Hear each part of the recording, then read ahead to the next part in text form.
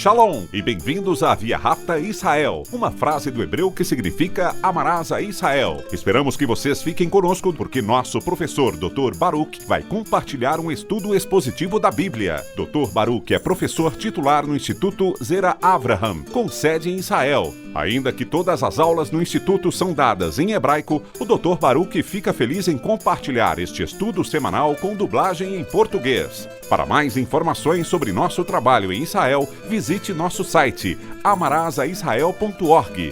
Fiquem agora com o Dr. Baruch e a aula de hoje. Are you making wise decisions? Você está tomando decisões sábias. Nossas vidas são o resultado das decisões que tomamos. E tudo começa com uma única decisão. O que fazemos com Deus? Será que nós o aceitamos como a palavra de Deus o revela? Submetemos nossas vidas a Ele conforme a palavra de Deus nos chama a fazer? Andamos com Ele neste mundo de forma pública?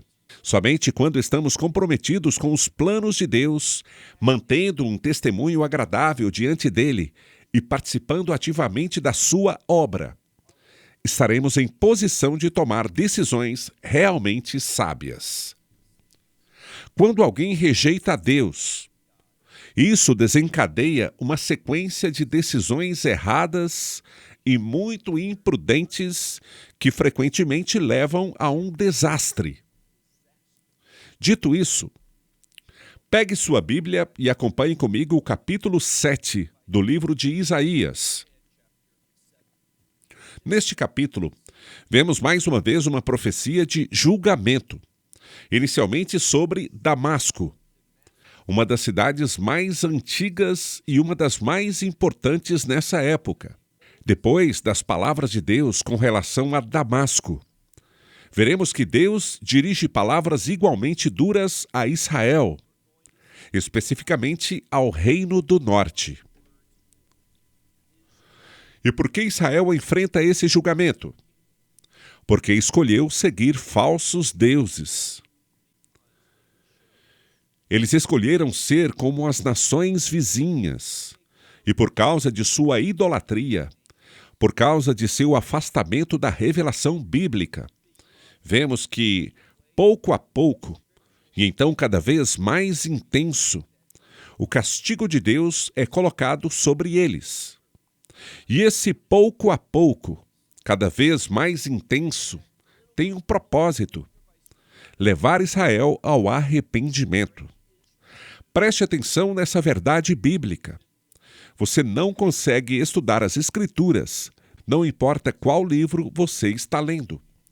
Quase todos os livros das Escrituras enfatizam a importância do arrependimento.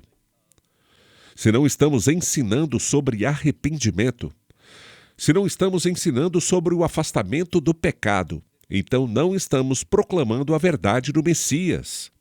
Ao observarmos os relatos do Evangelho, percebemos que ele frequentemente aborda sobre pecado, os perigos e os desastres decorrentes da ausência de frutos dignos de arrependimento. Dito isso, vamos comigo, como já mencionei, ao livro de Isaías no capítulo 17. O capítulo começa com a palavra peso. Como vimos anteriormente, inclusive há 2 semanas, esse termo foi colocado sobre Moabe. E agora se usa essa mesma palavra para indicar um peso, algo que produz estresse, pressão, ansiedade e castigo a um povo. No caso, agora, o peso é direcionado contra Damasco, como lemos no versículo 1 do capítulo 17. O peso de Damasco, eis que Damasco. A próxima palavra é mussar, e tem a ver com ser removido, algo que ocasiona que não mais exista, ou ainda ser levado para longe de onde estava e do que era, e colocado numa condição totalmente diferente. Então, este é o peso para Damasco. Eis que Damasco será tirada e já não será cidade. Isto é, ela deixará por um momento de ser uma cidade com suas funções normais. O julgamento de Deus vai fazer com que Damasco deixe de ser um lugar normal para se morar, onde as atividades normais da vida acontecem. O julgamento de Deus trará desastre. Ele transformará Damasco, que antes era uma cidade de importância, para ser uma cidade de vergonha. Repetindo, peso de Damasco. Eis que Damasco será tirada e já não será cidade, pois ela será um monte de ruínas. A maioria das traduções bíblicas apresenta a expressão um monte de ruínas. Esta última palavra nos textos hebraicos é a palavra mapalá, que carrega a ideia de algo que causa uma queda. Portanto, traduzir como ruínas é adequado. A palavra traduzida para monte também pode se referir a intestinos no hebraico. O que está dizendo aqui é que, quando se pensa sobre intestinos, entendemos que é um órgão bagunçado, em desordem. É isso que Deus está revelando a respeito de Damasco, que antes foi uma cidade de proeminência, glória humana, que tinha ordem. Ela já foi um centro de produção, ou seja, de comércio. Muito foi realizado por causa de Damasco, que foi uma cidade poderosa. E agora, por causa do juízo de Deus, Damasco será removida de sua antiga glória, transformando-se em um monte de pedras e materiais espalhados pelo chão. O que mais se diz sobre esta cidade? Observe o versículo 2. Azuvot, Are, Arroer. A palavra Azuvot significa ser abandonado ou deixado, indicando que a cidade não será mais habitada. E o que isso significa? As cidades de Aroer. Há uma cidade em Moabe com esse nome, mas preste atenção na raiz. Ela sugere um significado mais amplo, referindo-se às cidades de uma região. Eu diria que, em vez de associar essa palavra com a cidade de Moabe, ou uma cidade com o mesmo nome na região da Assíria, se você olhar com bastante cuidado, a palavra Azuvot pode ser mais apropriadamente entendida como solidão. Ou seja, ser abandonado. Algo que não tem atividade, não tem companheirismo, nem aspectos sociais. Esta interpretação sugere que, no versículo 2, o significado é que as cidades serão abandonadas. Elas ficarão sozinhas. E quem habitará ali? Observe a próxima palavra, Adarim. A palavra Adarim se refere a rebanhos ou manadas. Se estivermos falando de ovelhas, carneiros, ou até no contexto de ibeches, que são cabras montanhesas. As cidades que antes eram habitadas por seres humanos, agora se tornam um lugar de habitação para animais. Eles se deitarão e encontrarão descanso lá com a expressão Ve'en Mahi. Sugere não há nada ou ninguém que assuste estes animais, ou que os faça temer. Isso nos mostra uma verdade importante. Quando há falta de atividade humana, os animais invadem a cidade. Quando uma cidade está movimentada e cheia de atividades, com as pessoas se movimentando, os animais acabam se afastando, vão embora, ficam longe da atividade humana. Isso apenas enfatiza como a cidade se tornará desolada. Ela será removida da atividade humana, transformando-se em um lugar onde os animais encontram um lar, onde possam se deitar e descansar, e ninguém os espantará. Continuando a leitura, vamos para o versículo 3. E a fortaleza. A palavra aqui é Nefsar, que se refere a uma cidadela, ou um castelo forte, muitas vezes utilizado para abrigar soldados. E a fortaleza de Efraim cessará. O que isso significa? Lembre-se que já vimos isso anteriormente no livro de Isaías. Há uma relação entre Arã, a Síria, e também o reino do norte, Israel. Esse juízo sobre Damasco é significativo, pois como aprendemos sobre as tribos do norte, as mais de 9 tribos do norte, não apenas 10, como muitas vezes se pensa. Isso dizem por descuido. É por isso que sou muito específico ao falar sobre isso, porque sabemos que havia 12 tribos de Israel. Cada uma dessas 11 tribos, não 12, mas 11, recebeu uma herança, ou seja, um lote de terra que lhes foi dado para habitar. 9 dessas tribos estavam localizadas no Reino do Norte, conhecido como Israel, após a divisão do reino que ocorreu depois dos dias de Salomão. Já as 2 tribos restantes, Judá e Benjamim, estavam localizadas na região sul, conhecida como Judá. Além disso, havia também a tribo dos levitas, que não recebeu uma herança de terra. Deus era a herança dos levitas, e seu papel era servir a ele. Portanto, os levitas viviam em ambos os reinos, norte e sul. É por isso que dizemos as mais de 9, para ser mais preciso, ao invés de dizer 9 tribos mais a parte da tribo de Levi. No Reino do Norte, elas decidiram formar uma aliança com Damasco, com o que chamamos de Arã. Como resultado dessa aliança e da destruição de Arã, Israel também sofreu. É por isso que está escrito aqui que a fortaleza de Efraim cessará, como também o reino de Damasco. Então vemos a causa e o efeito, porque o reino de Damasco não existe mais. Portanto, esta fortaleza de Efraim irá também parar. E o resto de Arã, ou o resto da Síria, como o Kavod.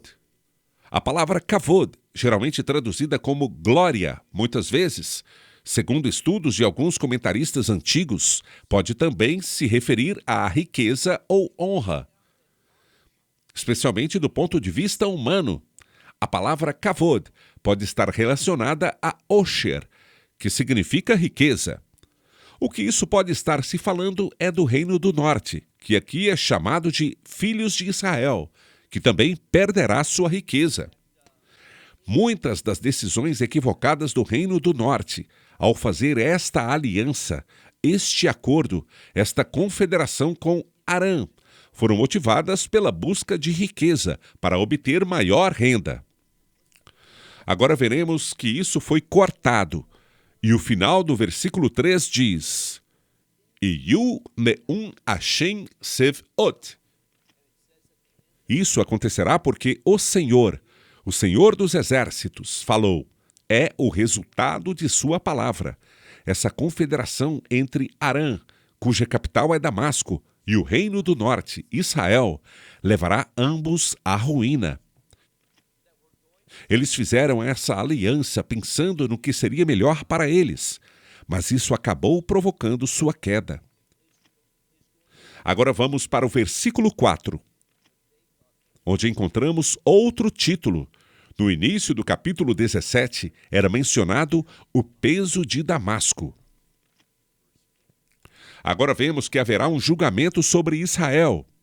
E a conexão é exatamente o que discutimos. Esse julgamento sobre Israel ocorre devido ao que eles acordaram com Damasco, formando uma aliança contra Judá e desviando-se de seu chamado. Eles perderam a fidelidade à palavra de Deus, deixando de ir a Jerusalém e de adorar a Deus de Israel. Isso se tornou a base para o julgamento.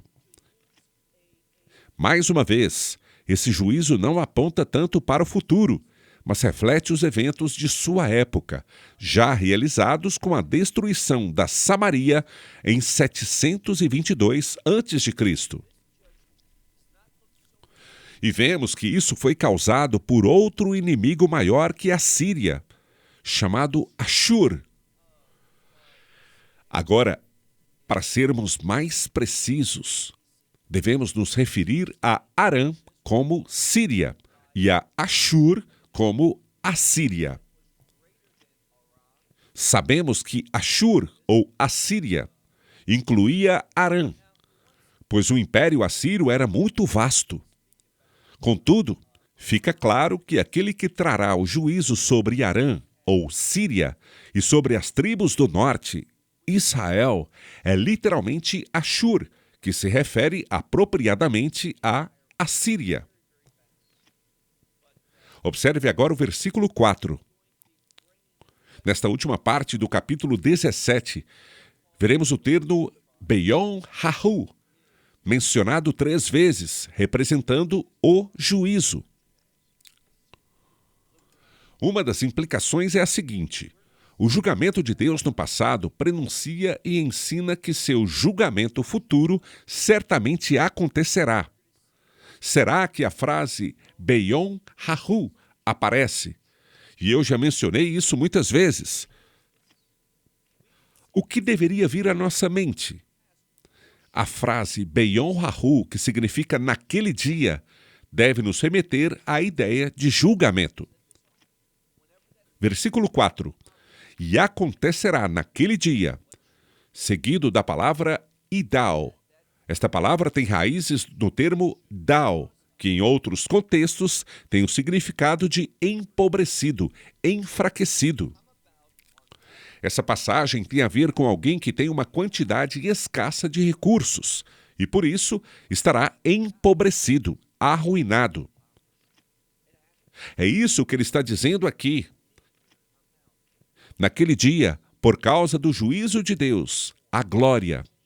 Novamente, ela pode significar que a glória, a honra ou a riqueza de Jacó será diminuída, se definhará, será atenuada, e a gordura de sua carne, o que implica que ele será gordo e que tinha muitas coisas. Em seguida, vemos a palavra que significa ser magro, ou seja, ela emagrecerá, isto é, ela desaparecerá. Por um tempo, esta confederação, esta aliança com o norte, com Arã, Síria, trouxe riqueza, mas uma riqueza temporal. As decisões tomadas foram reforçadas pelos resultados, mas como mencionei, tudo isso foi um engano. Muitas vezes, as pessoas tomam decisões erradas, fazem algo errado, e em vez de serem punidas, eles acabam recebendo prosperidade. Isso acaba se tornando o incentivo para repetir os erros, vez após vez. Quanto mais longo o juízo, mais prolongadas serão as consequências. O que acontece? Quando o julgamento chega, ele é mais severo. Isto é exatamente o que vemos com os reinos do norte, com as tribos do norte. A gordura que antes desfrutavam agora será transformada em magreza. No versículo 5, vemos uma descrição de Israel, das tribos do norte, antes da destruição e até a queda de seu reino. Vamos ler. Será como aquele que colhe a colheita dos feixes. Esse feixe, depois de colhido, ficará descoberto. Em outras palavras, ele será como aquele feixe que é colhido e que fica exposto. Em segundo lugar, ele diz, e seus braços são como os da colheitadeira que tira as espinhas do caule. E estamos falando de milho ou se estamos falando de trigo, retirando os grãos. Se estamos falando de milho ou se estamos falando de trigo, retirando os grãos. Assim, ele ficará farto, mas não conseguirá segurar para sempre. Ele está farto, mas em determinado momento ele solta a colheita. É essa a personificação aqui. Haverá um tempo de prosperidade, mas esse tempo chegará ao fim, sendo reduzido a nada. Da mesma forma que aquele carregado com a colheita a deixa cair e a entrega ao proprietário. Então, é isso que vai acontecer. E será como o que colhe espigas, as espigas de milho, no vale dos Refaíns. A palavra Refaim está relacionada com fantasmas. Não literalmente com fantasmas, mas com a expressão que todos nós já ouvimos, uma cidade fantasma. Em hebraico, temos a frase Emek Refaim, e o que ela descreve é simplesmente a área do sudoeste de Jerusalém, que era uma boa terra. Eu moro bem perto, pois resido a sudoeste de Jerusalém. Há muitas terras boas lá, mas devido aos filisteus, por causa desse inimigo, durante muitos anos, a região não era habitada. Era como uma cidade fantasma, uma área abandonada. E é exatamente isso que ele está descrevendo aqui. Ele usa uma terminologia que as pessoas certamente compreenderiam. Versículo 6. E restará apenas o leilot, ou seja, o resto. Em vez de toda aquela riqueza e prosperidade, todos os bons momentos que desfrutaram enquanto estavam em desobediência a Deus, no final, tudo o que restará serão restos. Em seguida, ele usa a expressão Keino Kef Zayat. Zayat significa oliveira. Uma das formas de colher as azeitonas é bater ou sacudir a árvore, fazendo com que os galhos e as frutas caiam ao chão. Esta é a imagem que ele está usando. O reino do norte será espancado e abalado, e tudo desmoronará para os outros. Restarão apenas 2 ou 3 grãos. Esses 2 ou 3 provavelmente se referem às azeitonas e à cabeça de Amir. Amir é um nome hebraico comum, mas também faz referência ao melhor lugar da árvore, ao topo da árvore, às copas das árvores.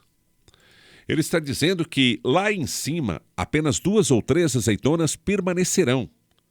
Este era um lugar de grande fecundidade.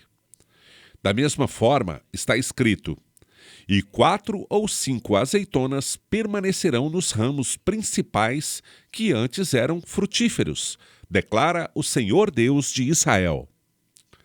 Apesar de toda a riqueza e prosperidade, representada pela oliveira cheia de azeitonas, ao observarmos o melhor lugar da oliveira, o Amir, as copas da árvore ou os ramos frutíferos, percebemos que restará muito pouco.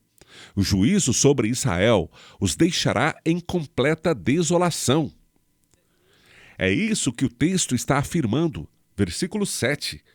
Pela segunda vez, encontramos a palavra Beyom Rahu. Naquele dia, o homem olhará para seu Criador, e seus olhos contemplarão o Santo de Israel. O versículo 7 nos ensina algo de extrema importância. O julgamento de Deus sobre Israel não tem como objetivo sua destruição eterna. Esse é um princípio que as pessoas precisam compreender. Preste atenção. Aqueles que ensinam a falsa doutrina da teologia da substituição não fazem pesquisas ou dedicam estudo suficiente às profecias. Eles retiram os textos proféticos de seus contextos e interrompem a leitura antes da conclusão. Por isso, digo que esses indivíduos que defendem que a igreja substitui Israel, que Deus encerrou seu pacto com o povo judeu, que a terra perdeu seu significado, ou que a antiga aliança não tem futuras consequências, que Deus a esqueceu, que ele a anulou e a tornou sem efeito. Eles cometem um grave erro. Há, de fato, versículos que parecem sugerir isso, mas aqui está o problema. E à medida que você continua lendo, você percebe mudanças. Deus faz declarações severas. mas ao concluí-las, revela sua misericórdia. Ele olhará novamente para Israel, e isso sempre está no contexto dos últimos dias. Ele olhará novamente com misericórdia e se lembrará dos patriarcas. Ele se lembrará das suas promessas, e por causa do seu nome, ele agirá como um testemunho da sua fidelidade, sua graça, sua misericórdia, sua compaixão. Ele renovará suas promessas. Quando? Nos últimos dias. Eles nunca entenderam assim. Eles simplesmente removem todos esses versículos de sua teologia. Não é por acaso, não é por falta de leitura, mas eles os ignoram, porque essas profecias contradizem suas ideias pré-concebidas. E qual é a raiz dessas ideias? Um ódio por Israel. Uma postura espiritual marcada pelo antissemitismo. Isso precisa ser exposto e combatido.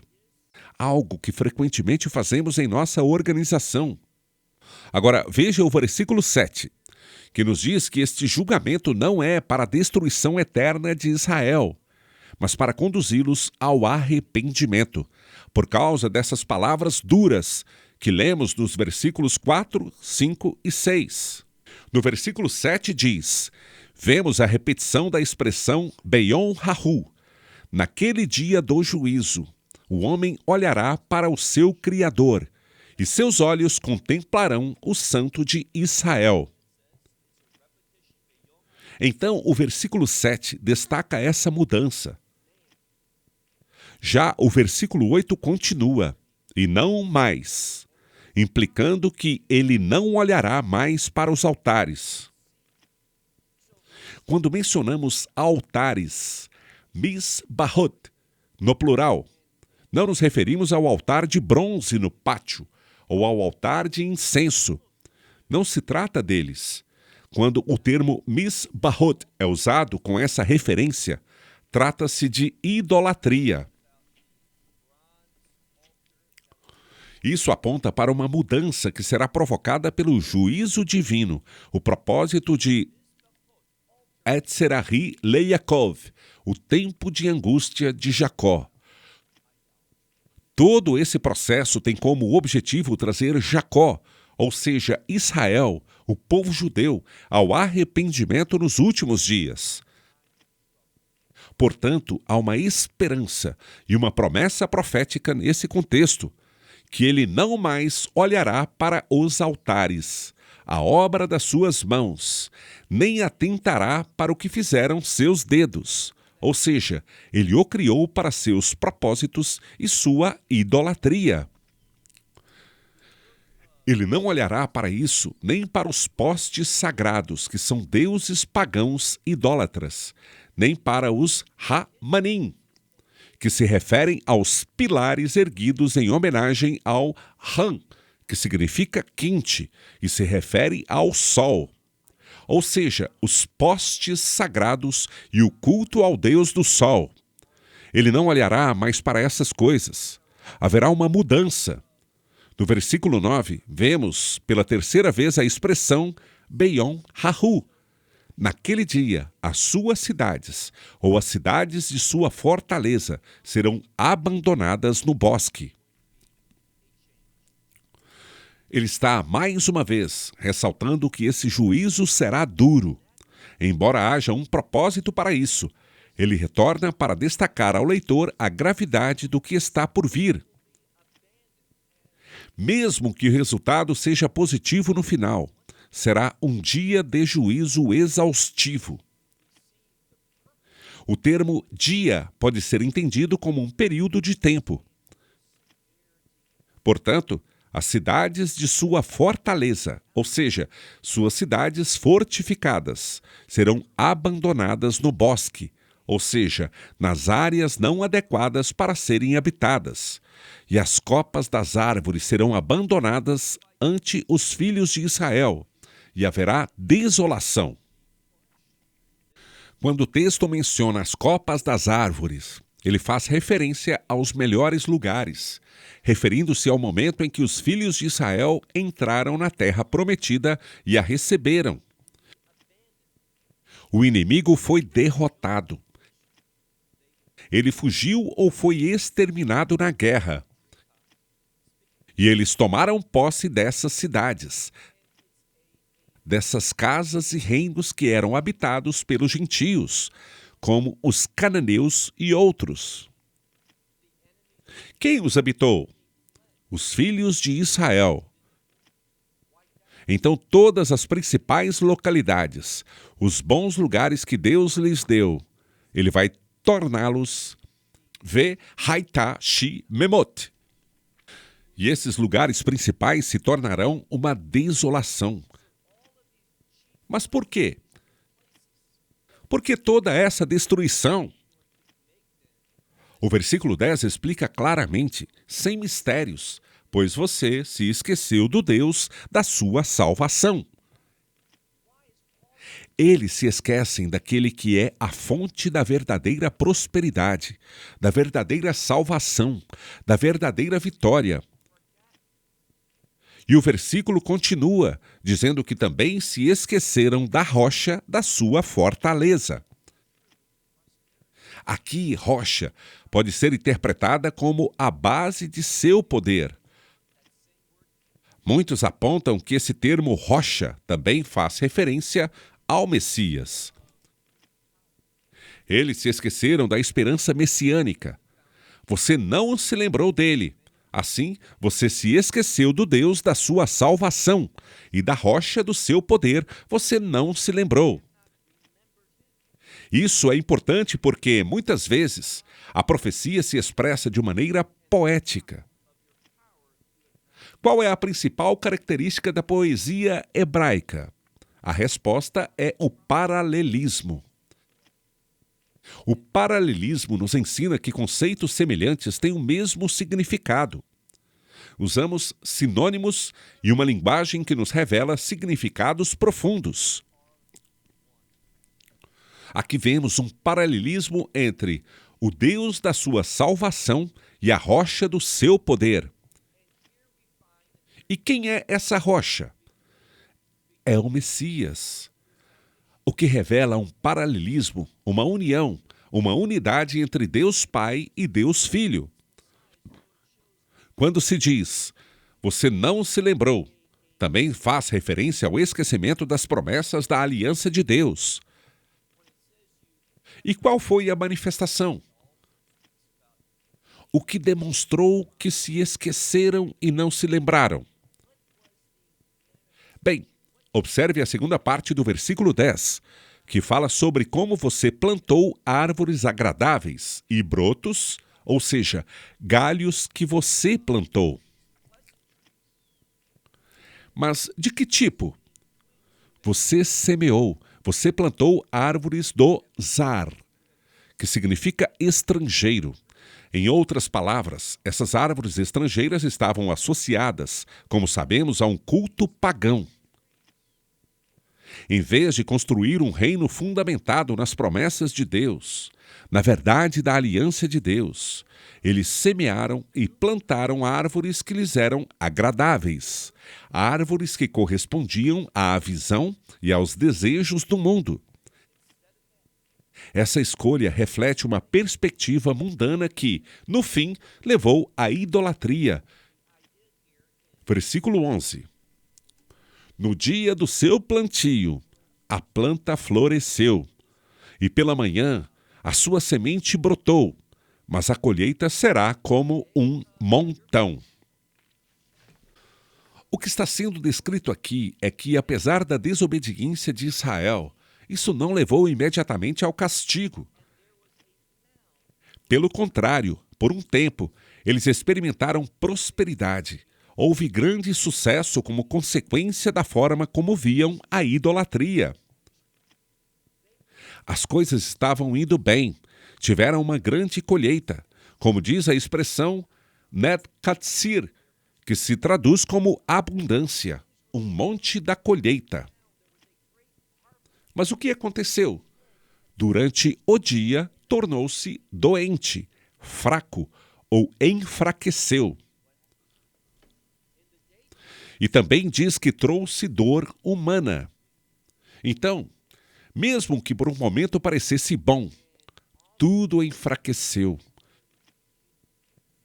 E o resultado foi sofrimento e dor para o ser humano. Nos versículos 12 e 13, vemos a representação do exílio. Esses exércitos, essas nações vindas de longe para trazer julgamento de Deus, não porque estivessem obedecendo a Ele, mas porque seguiam seus próprios propósitos malignos. A Assíria, ou Ashur, era uma confederação de várias nações que haviam conquistado e agora estavam unidas como uma. Veja o versículo 12. Roi é uma palavra de alerta, mas também provoca um sentimento negativo. Ai, que horrível! O texto continua com Ramon, Amin, Rabim.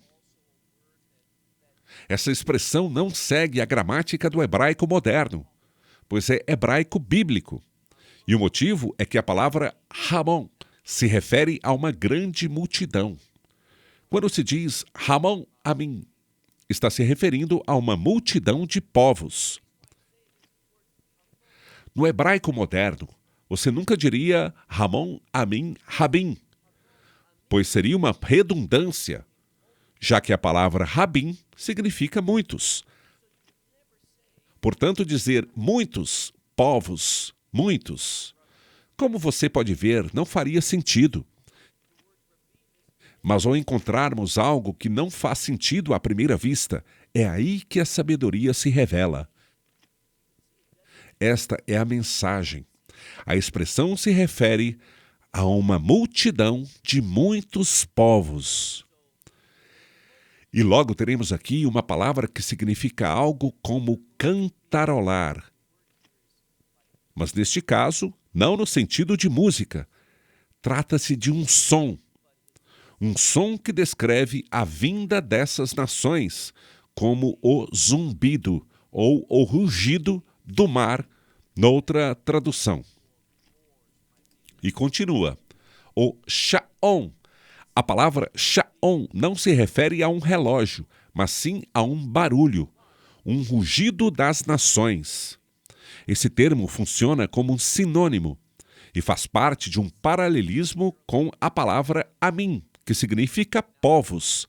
Agora temos também a palavra Leomim, que significa nações, como um bramido das águas.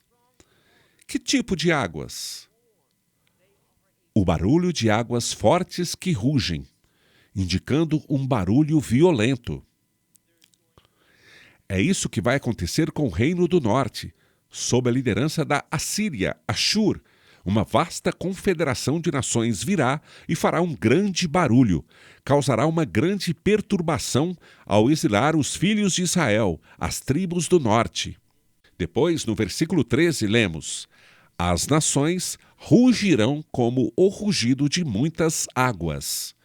Vejam a redundância, como é dito novamente, mas Deus as repreenderá e fugirão para longe. Está se falando aqui desse exílio, que Deus está repreendendo essas tribos do norte. O reino do norte chamado Israel, e essa repreensão os forçará a fugir para um lugar distante. Veja que o inimigo vai persegui-los, diz aqui. Eles serão afugentados como a palha dos montes diante do vento. É um galgal, que é como uma roda. Mas neste contexto, está sendo usado para descrever uma erva daninha. Em Israel, hoje em dia, podemos observar que, às vezes, uma bola feita de espinhos é levada pelo vento. Esses ventos fortes são como aqueles diante de um tornado. No versículo 14, nosso último versículo diz: na hora da noite, eis que haverá medo, porém antes do amanhecer já não existem. Tudo será destruído. Esta é a parte daqueles que nos despojam, pois eles experimentarão os saques. e a sorte daqueles que nos saqueiam. Então o reino do norte será saqueado, assim como nossos saques. Esse é o destino da idolatria. É isso que esta passagem está nos comunicando. Quando não permanecemos fiéis a Deus, como consequência, a destruição. Com isso, vou parando por aqui. Até a semana que vem. Shalom, desde Israel. Esperamos que você tenha desfrutado da aula de hoje e que possa compartilhá-la com outros. Te convidamos a participar e nos acompanhar a cada semana, a esta hora e por este canal, em mais um episódio de Amarás a Israel. Para mais informações em português, visite amarasaisrael.org, onde encontrará muitos outros estudos realizados pelo Dr. Baruch. Até a próxima semana. Que Deus, nosso Messias e Yeshua, nosso Senhor Jesus Cristo, te abençoe durante a sua caminhada com Ele. Shalom, desde Israel.